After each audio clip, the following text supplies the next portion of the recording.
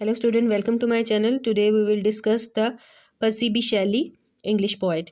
P.B. Shelley was the poet who was the English poet as well. He is included in the romantic poets. अब जो चीज़ इसको differentiate करती है मुख्तलिफ romantic poet से, उसका मेन रीज़न ये है कि he was famous for his rebellious attitude. इसको रिबेल पोइट भी कहा जा सकता है. ऐसा poet who belonged to the aristocrat family, but he was against the inequalities in the society. जितनी भी सोशल इनक्वलिटीज़ हो रही थी, he was totally against of all this thing. Pacifism का एक कॉन्सेप्ट होता है जो वॉर और वायलेंस के अगेंस्ट होता है. He was such kind of a person जो किसी किस्म के वायलेंस और वॉर के अगेंस्ट था. फिर he was a person who love the nature. लेकिन नेचर के अंदर वो जितनी भी नेचुरल इमेजरी का इस्तेमाल करता था, चाहे वो बर्ड्स हैं, चाहे वो विंड है. तो जैसे कि for example ode to the west wind है, इसी तरह टू द स्काई लार्क है, इसकी फेमस पोम्स हैं. उसके अंदर वो हमेशा नेचर को एज अ वाइब्रेंट फोर्स के तौर पर यूज़ करता है. उसे कंसिडर करता है just like a human being. जिस तरह ह्यूमन बींग ब्रीथ करती है, सांस लेती है, इसी तरीके से जो नेचर के अंदर वो इस करेक्टरिस्टिक्स को डिपिक्ट करता है. जिस तरह हर रोमांटिक पोइट ने अपने लिए अपनी फीलिंग्स और इमोशन को डिपिक्ट करने के लिए कोई बर्ड सेलेक्ट किया, जैसे कि विलियम वर्ड्सवर्थ था, उसने कुकू को सिलेक्ट किया. इसी तरह पीबी शैली ने जो बर्ड सेलेक्ट किया वो था skylark. Skylark was a kind of spirit. Basically he was the person who wanted to express his feeling and emotion through this bird. और अगर हम इसके स्टाइल के हवाले से देखें तो एक ऐसा पोइट था जो रेवोल्यूशनरी थॉट्स रखता था.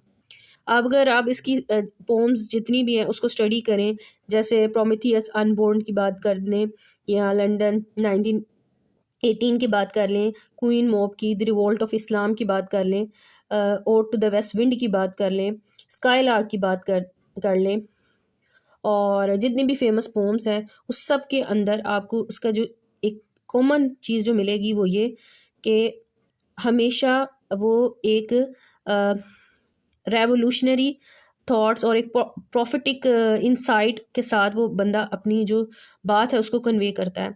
आप कह सकते हैं जिसके अंदर अल्हामी खसूसियात होती हैं ऐसे पोइट के अंदर, जो कि आने वाले वक्त को देखने की सलाहियत रखता है. इसी वजह से जो पोइट्स होते हैं उनमें कहा जाता है अनइक्नॉलेज लेजिस्लेचर ऑफ द वर्ल्ड कहा जाता है, क्योंकि उनके पास वो अपनी विजनरी पावर से, अपनी रेवोल्यूशनरी थॉट्स की वजह से वक्त की चाप को पहले से महसूस कर लेते हैं. सेम लाइक द अल्लामा इकबाल, जैसे कि 1930 में जब उन्होंने he gave the idea about the Pakistan के जिन इलाकों में मुसलमानों की अक्सरियत है उन्हें मिलाकर एक अलग मुल्क बना दिया जाएगा. ठीक है, तो बेसिकली क्या था, वो विजन था. पोइट्स के पास एक विजन होता है जो उन्हें वक्त से कई साल आगे जो है देखने की सलाहियत जो होता है वो अता करता है. जो पीबी शैली के पास ये सलाहियत थी कि वो ह्यूमन बींग्स जो थे उसके हवाले से बहुत ऑप्टिमिस्टिक अप्रोच रखता था. वो ये अप्रोच रखता था कि human beings will move to the next world, जहाँ पे लस्ट नहीं होगी, इवल जो है एक्टिविटीज़ नहीं होंगी, और ऐसा गोल्डन मिलीनियम होगा, एक ऐसा वर्ल्ड होगा जहाँ each and everything will be based on the justice.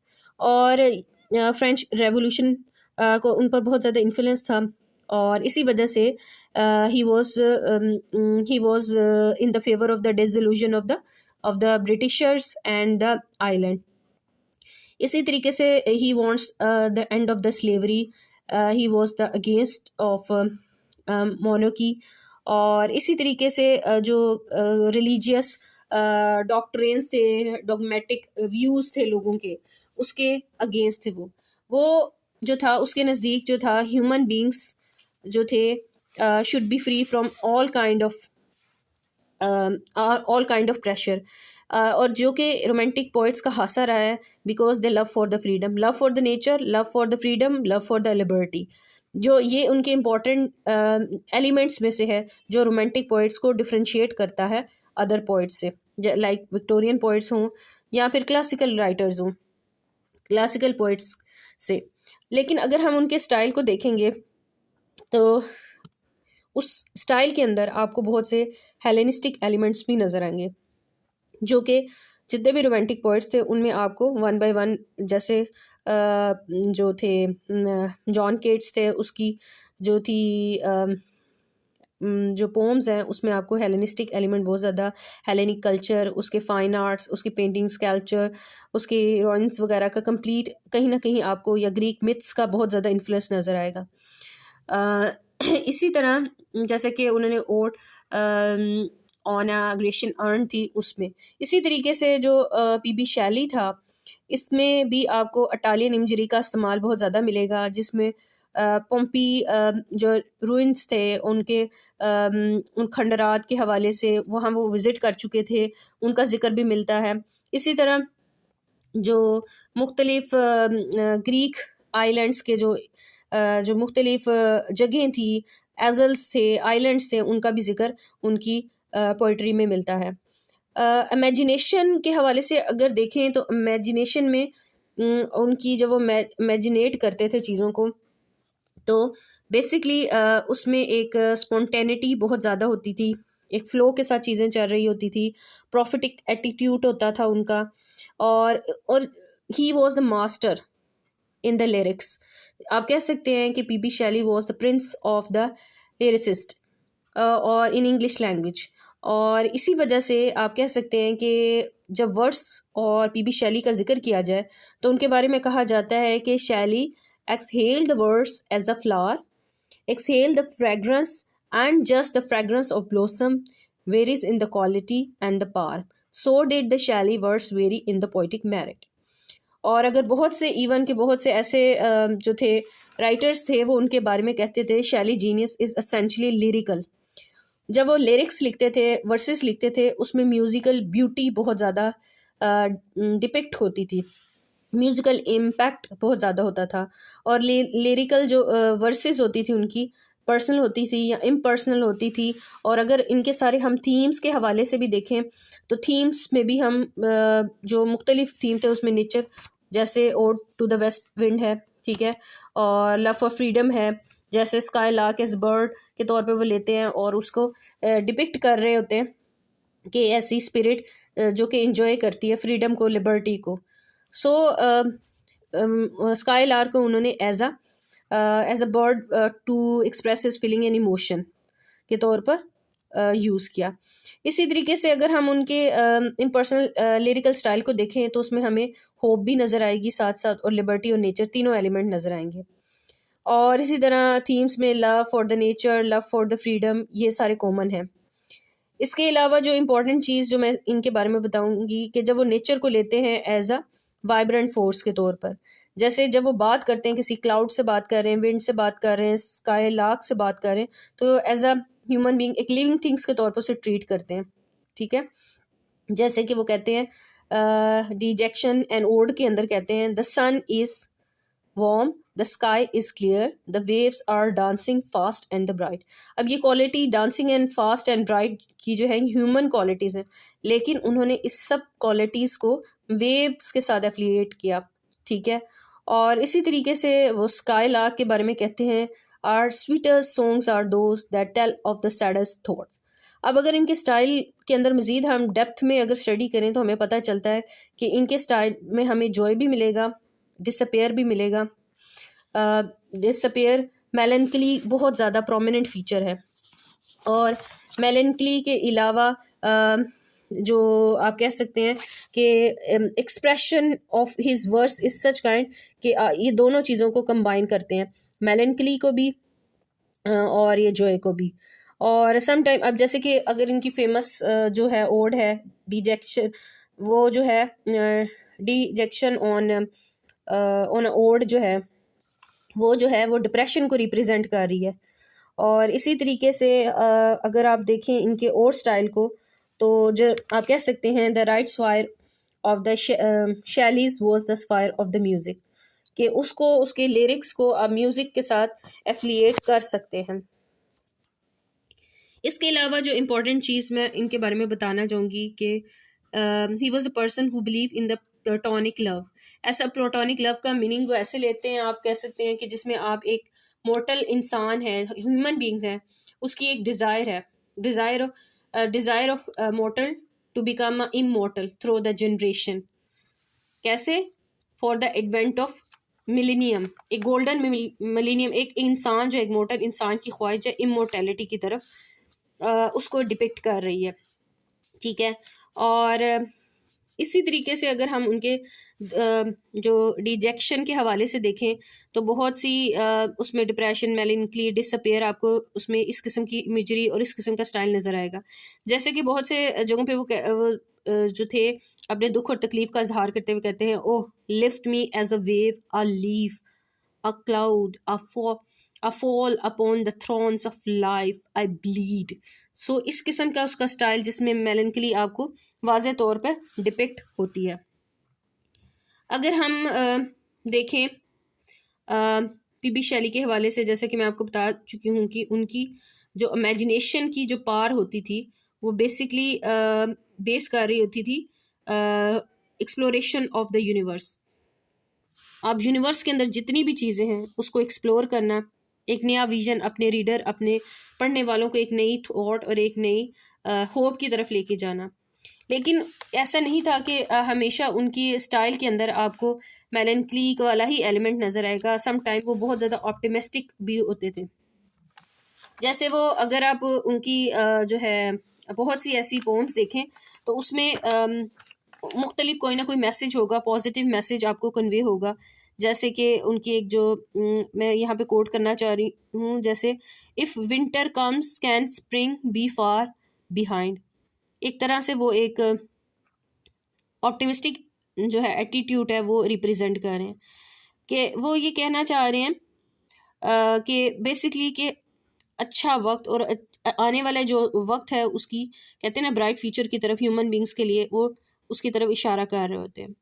So Shelley was not the mad man but the visionary man, ऐसा man who was the devotee of the regeneration of a mankind in a better world to come. एक ऐसा world जो कि tyranny जिसमें ना हो, जिसमें whole satanic characters ना एग्जिस्ट करते हों, और जहाँ डेमोक्रेसी हो, ठीक है, जहाँ कोई किसी भी किस्म का प्रेजुडिस एटीट्यूड ना हो और इग्नोरेंस ना हो। यही वजह है कि अगर आप शैली के सारा वर्क देखें तो उसमें इमेजरी भी एक ख़ास स्टाइल में पाई जाती है। सम टाइम वो नेचुरल इमेजरी का इस्तेमाल करते हैं, सम टाइम इटालियन इमेजरी का इस्तेमाल करते हैं, कभी रिफ्लेक्सिव इमेजरी का इस्तेमाल करते हैं, कभी मेंटल इमेजरी का इस्तेमाल करते हैं। अगर हम रिफ्लेक्सिव इमेजरी के हवाले से देखें तो उनका जो फेमस वर्क था उसमें हम एक रिवोल्ट ऑफ इस्लाम है, द विच ऑफ एटलस है, प्रोमेथियस अनबॉर्न है, और ये कुछ उनके फेमस वर्क हैं।